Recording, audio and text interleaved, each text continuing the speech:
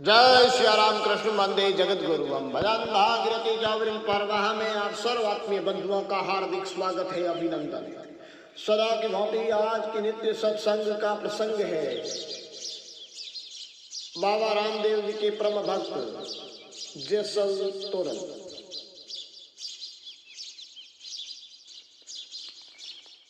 जैसल और तोरल बाबा रामदेव जी के एक अनन्य भक्त भी हैं, जिनकी महिमा कच्छ काठियावाड़ मल्हानी मारवाड़ में बड़ी साव से गही जाती है। तो जैसल धारवी का नाम आप सभी ने सुना होगा। जो धारवी थे एक नामी डाकू थे, लेकिन आज धारवी नामी डाकू के स्वरूप के विषय में यहाँ नहीं बताया जाएगा। आज हम केवल इनके यहाँ एक भक्त स्वरूप का विषय है वो रख रहे हैं इस सत्संग। जिनकी लोक कथाएं, लोक गान इस मरु मारवाड़ और काठियावाड़ के लोक कलाकारों के कंठ मुखारबिंद से सुमधुर स्वर में गान किए गए हैं। बहुत सारी कथाएं हैं, पर मैं आपको एक ऐसी एक दिव्य कथा से, एक भक्त की कथा से रुद्ध कराने जा रहा हूं। हरि भक्त अनंत, हरि भक्त कथा अनंत, लेकिन एक संक्षिप्त स्वरूप में प्रस्तुत कर रहा हूं। जैसल धारवी डाका डालता था, बड़ा नामी डाकू था, जिसके नाम से वहां के राजे रजवाड़े तक थर थर कांपते थे। वो एक दिन डाका डालने के लिए यूं ही अपनी मस्ती में जा रहा था और उनको रामदेव जी की कृपा हुई। चलो ये बात हम शुरू करते हैं कि गुजरात प्रांत का एक सूरजगढ़ रियासत, जहां के राजा अजीत सिंह रामदेव जी के भक्त और वे वो लक्ष्मी के अनन्य भक्त अपनी कुलदेवी। तो राजा अजीत सिंह जी और उनकी महारानी साहिबा राजलक्ष्मी बड़े धर्म स्वरूप अपने ठाट बाट से राज कर रही थी। पर ठाट बाट और धर्म स्वरूप राज में कई प्रकार की विघ्न बाधाएं और कष्ट आते हैं। तो वहां एक चांडाल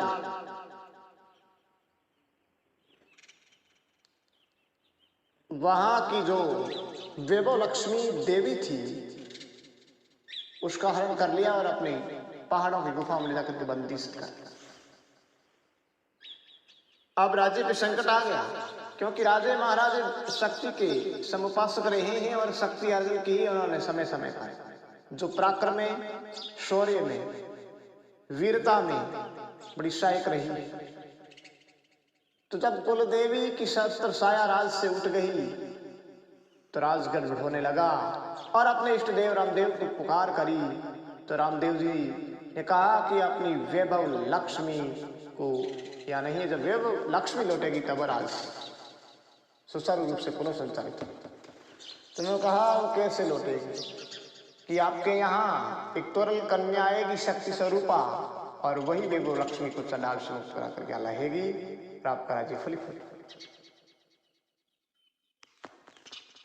उधर उसी रियासत में एक कृष्णा खाती और उनकी सधर्मी रत्नादि निवास कर रहे थे। बड़े धर्मपरायण, कर्तव्यपरायण दंपति थे। क्रमशील व्यक्ति तो के धनी थे, परंतु उनकी औलाद नहीं थी।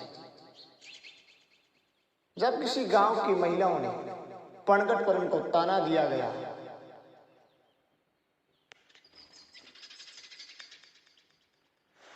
तो फिर वो घर आकर के अपने पति के सामने सारी व्यथा अपनी सुनाती है और हट कर लेती हैं। तो पति एक लकड़ी को लेकर के, अपने औजार लेकर के बैठता है और एक कन्या का सुंदर स्वरूप गढ़ देता है। कहता है कि ये स्वरूप जो कन्या का है उसमें केवल श्वास बाकी थी जो ईश्वर भरेगा, बाकी तो ये स्वयं स्वरूप था। उन्होंने उसको कन्या मान ली और एक कन्या की तरह, एक लड़की की तरह, अपनी संतान की तरह उनके साथ में व्यवहार करना शुरू कर दिया। अब कृष्णा जी खाती कहीं लंबे समय के लिए बाहर कमाने के लिए चले गए मजदूरी पर, और अपने ऊपरी से उनके लिए वो जो पींगा था, जो पालना था, उसमें सुलाना और जितना कपड़े बिलाना, नहाना, खाना पीना, तो जितनी थी एक लड़की के साथ जैसे व्यवहार करती थी, बड़ी सुंदर कन्या। तो उधर प्रभु रामदेव जी के वे भी भक्त थे, क्योंकि रामदेव जी ने एक ऐसे दिव्य योग पंथ का स्थापना की थी। रामदेव जी उनके प्रवर्तक रहे हैं, संस्थापक रहे हैं, और उनके गुरु निदेशक स्वरूप उगम सिंह भाटी थे, और वो जगह जगह उनके परिपक्व साधु उनका प्रचार कर रहे थे। उसी पंथ से जुड़े वे खाती परिवार भी थे, दरबार परिवार भी थे, और वह एक सदीर महाराज रहा करते थे जो उगम सिंह जी के शिष्य मंडली में थे, उस पंथ मंडली थी। तो रामदेव जी महाराज ने विचार किया कि इस सुंदर कन्या में प्राण क्यों करना है, और महाराजा का वचन भी पूर्ण हो जाए। रामदेव जी महाराज एक योगी के स्वरूप में उस कृष्णा जी खाती के घर पहुंचे और अलख की आवाज लगाई। तो उन्होंने कहा, अंदर गए और उनको कुछ देने के, कुछ अनाज वगैरह अंदर से लाने के लिए। तो पीछे उन्होंने सुंदर कन्या देख करके रामदेव ने अपनी योग शक्ति के द्वारा उनमें प्राण प्रतिष्ठित कर दिया, क्योंकि योगी सब कुछ कर सकता है, एक नई सृष्टि सृजन किया। अब वो कन्या हो गई। जो ही उनमें आत्म तत्व चेतन हुआ, प्राण शक्ति प्रवाहित हुई, तो महिला जो खाती की धर्मिणी थी, 12 रत्ना देवी, और उन्होंने देखा तो वो घबरा। उन्होंने कहा कि प्रभु नहीं, ये योगी, ये साधु, मैं इस संसार के कलंक से गुना चाहती हूँ। ये संसार है, मुझ पर कलंक लगाएगा। मेरा पतिदेव यहाँ नहीं है, बाहर कन्या कहाँ से? मेरी तो वह जो लकड़ी की थी वही मेरी कन्या, वह पुनः करूँ। तो वह लकड़ी की पुनः कन्या की, लेकिन एक बार प्राण जिसमें जो प्राणवान कन्या थी उनको साथ ले गई और सूरजगढ़ के दरवाजे पर छोड़ करके राजा और रानी को उसी रात्रि में सौपन में सारा वृत्तांत उनको दिखाया है। क्योंकि योग शक्तियाँ की दिव्य शक्तियाँ होती है, करीब करीब उनको सौपन दिखाई दी, साक्षात बहुत कम किसी के भाग्य सेवा। तो राजा रानी तुरंत उठे और कहा कि चलें गेट पर, अपने इष्ट का आदेश से अपना सौपन छूटा नहीं हो सकता। जा देखते हैं, अपने मुख्य पौड़ के दरवाजे के पास में कन्या खड़ी, उनको अंदर लाते हैं और वहाँ अपने महल में स्थान देते हैं। सने सने सने वहाँ राजवे को लौटने लगता है। उधर एक दिन जैसन धाड़वी अपनी मान मस्ती में धाड़े के लिए निकल पड़े हैं, और चलती राह में उस घर जंगल अरण्य में एक सेठ रामदेवरा के लिए जा रहा है जाति, जिसका नाम था माणिक शास्त्री। हीरा व्यापारी, जवाहरात के व्यापारी थे बड़े, और अचानक घोड़े के सामने आ गया।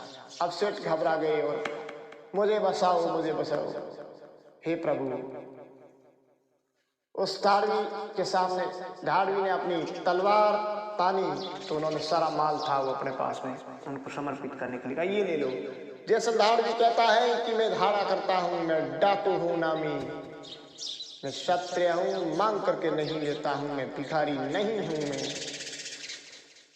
दान नहीं ले सकता, मैं तो मनुष्य को मार करके लुटा करता हूँ। अब सेठ के पास और कोई उपाय नहीं रहा, एक ही विकल्प प्रभु को याद करना। बाबा रामदेव, हे पीरों के पीर, हे प्रभु, आप सर्वज्ञ सर्वांतर्यामी हो, मेरी लजा रखें। तत्काल तत्सनोसी सन प्रभु आप प्रकट होते हैं और महादेव मुझसे बात करते हैं। तब जैसे धाड़वी कहते हैं, किनसे बात कर रहा है, देख मेरे समक्ष। और उन्होंने अपनी तलवार का वार किया, तो तलवार तो हवा में आधर रह गई और वो एकदम अंधा होकर के एक गस्सा खा करके गिर गया। और वो देखता है क्या इनके पास में ऐसी कौन शक्ति, आज तक मुझे ऐसा गिराने वाला नहीं। और ये बातें किससे कर रहा है? तो उन्होंने कहा कि मेरे इष्ट प्रभु रामदेव जी हैं, जहां मैं जिनके दर्शन के लिए रामदेवरा जा रहा।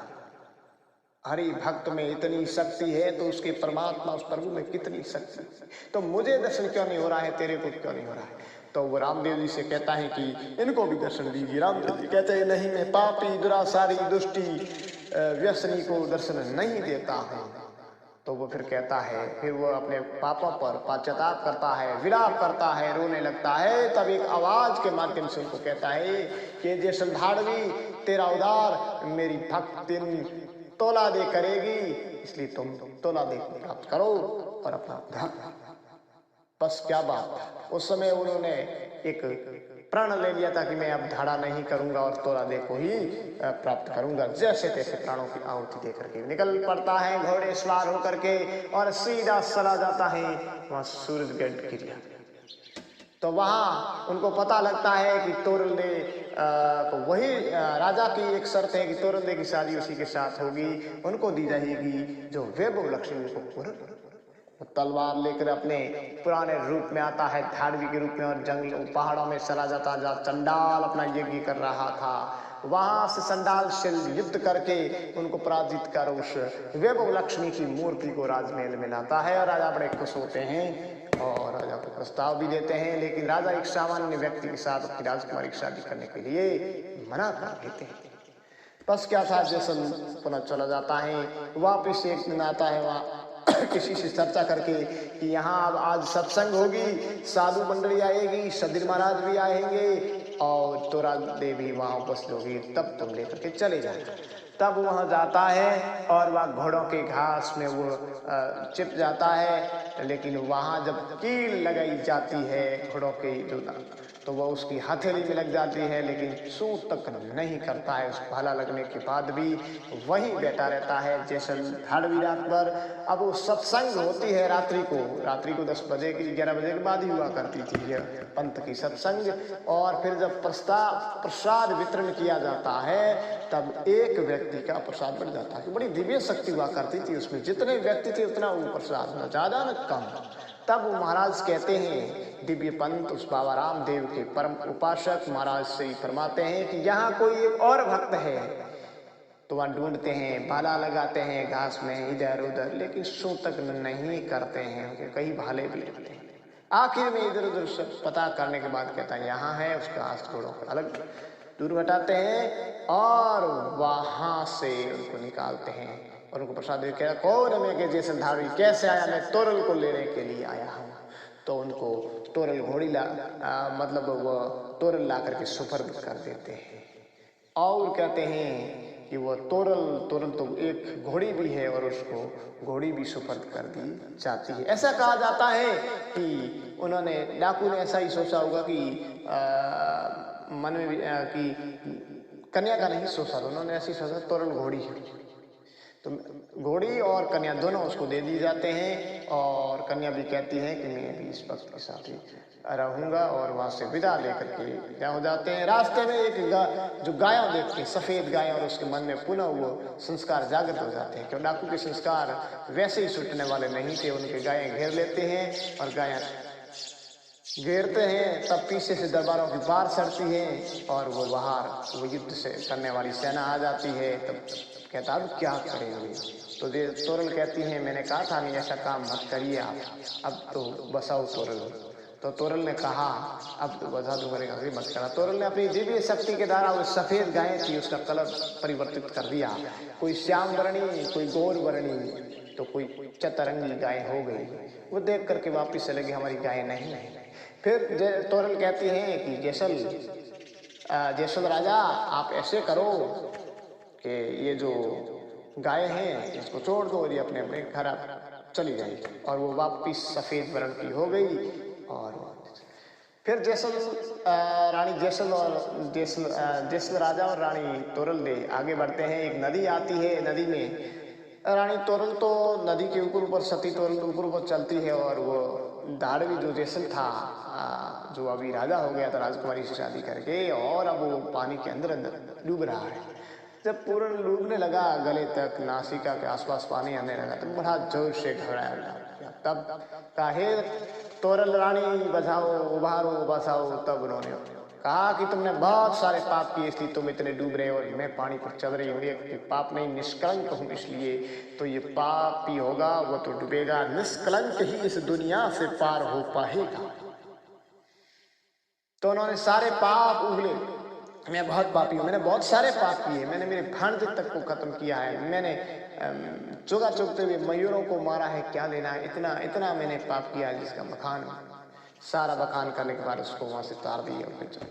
फिर वो रामदेव जी के ऐसे अनन्य भक्त हो गए, ऐसे परम भक्त हो गए, उस पंथ से जुड़ गए कि पूर्ण रूप समर्पित हो गए और अमर हो गया। उन्होंने अमित साहब छोड़ी दुनिया में, जैसल और रानी तोरल। वे उगम सिंह जी का उस समय का एक ऐसा दौर था, रामदेव जी का भक्ति का एक ऐसा आंदोलन था, योग का, एक विद्या का, एक सिद्धि और हृदय भी इसमें भरपूर थी, जिसमें कई भक्त में जैसे ये जैसल और तोरल, रानी रूपादेवी और रावण मलिनाथ, धारू रेख सहित ऐसे कई नामी अनामी संत भक्त हुए, साधु हुए। तो वे ऐसे साधु की महिमा तब समय रानी रूपादेवी और रावण मलिनाथ ने भी सुन सकी थी और जैसल और तोरल ने इनकी भी सुन सकी। ये दोनों युगल बड़े। जिस तरह रूपादेवी की बेल मारवाड़ में गाई जाती है, वैसे ही तोरल की बेल भी गुजरात में गाई जाती है। अब इनकी कथाएं भी कही है और विरोधाभास भी कथाओं में पाया जाता है। बहुत सारी भक्तों ने अपने भाव से बना दी है, कई कथाएं हैं जिसमें आपसे विरोधाभास भी है, लेकिन ये जो मैं आपको एक संक्षिप्त कथा बता रहा हूँ। तो एक दिन विचार करते हैं रानी रूपादेवी और रावण मलिनाथ जी की भी, हम उनसे मिलने जाएंगे, दर्शन करने जाएंगे भक्तों का। और वे भी विचार करते हैं कि मऊए के मेवे के राजा रावण मलिनाथ और रानी रूपादेवी जी के दर्शन, दोनों वो उधर से रावण होते हैं, इधर से होते हैं, संयोगवश इस मेवे के जंगल में उनके साक्षात्कार हो जाता है, आपस में भेंट हो जाती है और रात्रि वहीं बातें करते हैं, वहीं रुक जाते हैं। और तोरल और मलिनाथ जी की ऐसी सत्संग होती है, रात सत्संग व्यतीत हो जाती है। प्रातःकाल पुनः उठते हैं ब्रह्म मुहूर्त में और मुख प्रक्षालन के लिए, दांतन के लिए जल की खोज करते हैं। पास में कुआं मिलता है। रानी रूपादेवी और तोरल वहाँ पानी लाने के लिए जाते हैं, अपनी महिला धर्म निभाते हुए वहाँ जाते हैं तो पानी चाखते हैं। पानी बड़ा कड़वा होता है, नमकीन होता है, खारा होता है।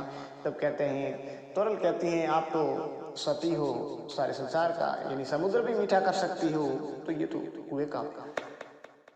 तब रूपादेवी कहती है, शायद मेरी परीक्षा ले रही है तोरल, तो वे पानी मीठा कर देती है और तोरल भी अपनी शक्ति बताती है। एक बादल बना करके मीठे पानी से जमीन को, जो खारी जमीन थी, उसको भी मीठा कर देती है। ऐसे चमत्कार होते हैं। उधर मुख प्रक्षालन और वहाँ दातुन के लिए पीपल का दातुन किया करते थे, जैसल पीपल का दातुन किया और रावण मलिनाथ जी ने जाल का दातुन किया।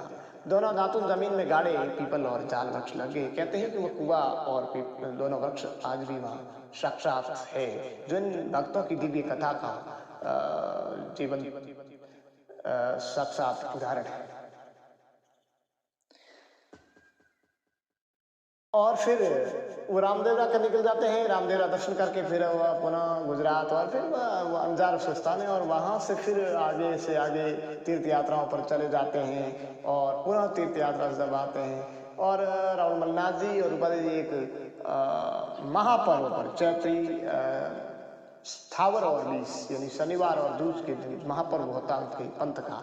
उस समय वहाँ एक सत्संग रखते हैं, सभी को निमंत्रित किया जाता है। जैसल और तोरल के भी निमंत्रण चावल पहुँचते हैं और जब वो घर आते हैं थके रह जाते हैं और जैसल के विचार आता है कि अब शायद नहीं रहेगा, तो तोरल को कहते हैं कि तोरल तो चली जा, मेरी तबीयत ठीक नहीं है। तो तोरल वहाँ सत्संग में आती है और वहाँ सभी जितने निमंत्रित साधु थे उनके नाम की ज्योतें की जाती हैं। ऐसा एक पंथ का प्रावधान है। वहाँ अलग का पाठ पूरा जाता है, जहाँ की अलग निरंजन निष्कलंक प्रभु रामदेव की पूजा अर्चना होती है। इस तरह का वो पाठ होता है उनका। ये सब सारी पर्दे की विद्या होती है, गुप्त विद्याएं होती हैं। और वहाँ जब रावण मलिनाथ जी कहते हैं कि तोरल जैसल जी नहीं पधारे, तो कहते हैं कि जैसे कोई काम बस नहीं आई, घरेलू काम था। लेकिन मलिनाथ जी कहते हैं कि जोत दिनों ये सीन कैसे हो रही है, जोत सीन हो रही है, इसलिए मुझे लगता है ये जैसल की अब ज्योति परम ज्योति में समाहित हुई, ये शरीर को छोड़ दिया है, समाधिस्थ हो गए, मुझे ऐसा लग रहा है। अब वो तोरलवा पिछड़े बने होती है, तोरलवा पहुँचती हैं तो उसकी गांव के अंजार गांव की सीमा में पहुँचती है, उनको सूचना मिलती है कि 3 दिन हो गए हैं जैसल को समाधि हुई, और उस समाधि पर विलाप करने लगती है कि मैं उधर और आपने इधर समाधि तेरी प्रकट हुई है जैसे वो प्रकट भी होते हैं। फिर पीछे से और मन्नाथ जी और रूपाली जी पहुँचते हैं कि बात तो सत्य है, अपन भी वहाँ मिल लेते हैं। वो 1-2 दिन पीछे वहाँ जाते हैं, तब वो समाधि के लिए तैयार हो जाती है तोरल भी। तो कहते हैं कि तोरल तुम ऐसे मत करो। रावण मन्नाथ जी बोलते हैं कि जो जाने वाली जो अपनी चीज नहीं थी वो गई, और अपनी है वो अपने पास में है। ये शरीर नश्वर है, वह आत्मा तत्व सर्वत्र है, सब कुछ है। ऐसे उन्होंने उपदेश किए सब कुछ, लेकिन वे नहीं माने और वह भी समाधिस्थ हो गई, वहाँ समाधि ले गई। और वहाँ दोनों की समाधियों की विधिवत पूजा अर्चना करके दर्शन करके रावण मन्नाथ वापिस आए।